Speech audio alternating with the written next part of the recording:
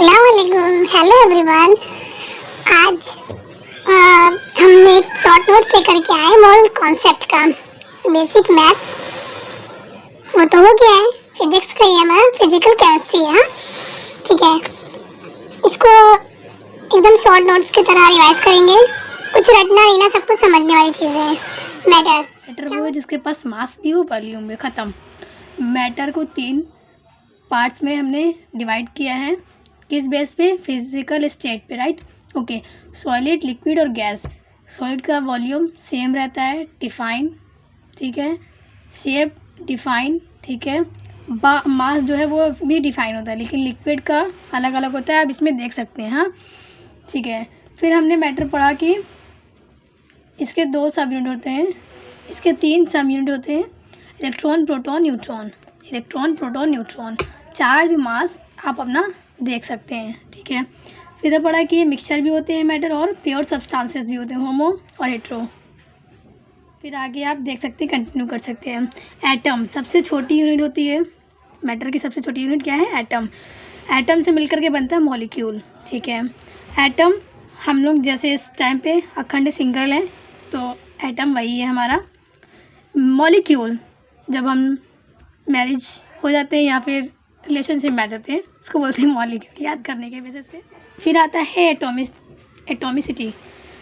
क्या होता है ये आप देख सकते हैं इसमें, ठीक है।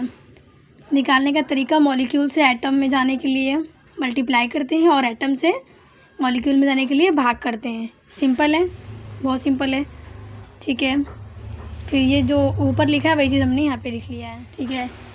मास नंबर, एटॉमिक नंबर और number of electron, proton, neutron, इनको हम फ्रैक्शन में नहीं लग सकते हैं, होल नंबर होगा 1 2 3 4, राइट। ओके, 1 mu को हम डिफाइन कैसे करते हैं? 1/12 of mass of 1 atom of carbon, 12, ठीक है।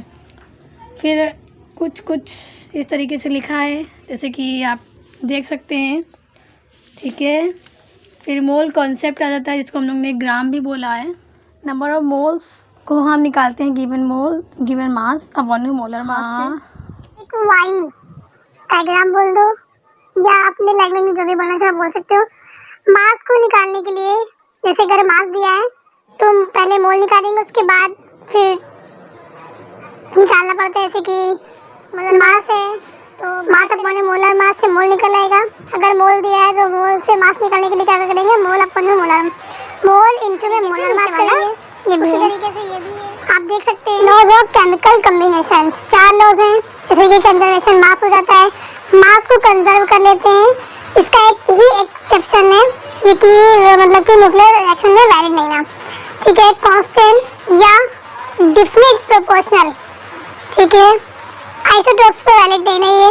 मल्टीपल प्रोपोर्शनल H2O इस पे वैलिड नहीं है। CO2 H2O इस पे वैलिड है, right. Okay, Avogadro's law same हो, प्रेशर हो, ये सब कुछ सेम है। परसेंटेज कंपोजिशन कहता है कि जैसे कि जो भी तुम्हें परसेंटेज निकालना, अपना मास अपॉन में टोटल मास इंटू में 100 कर दो तो हमारा परसेंटेज निकल आता है, ठीक है।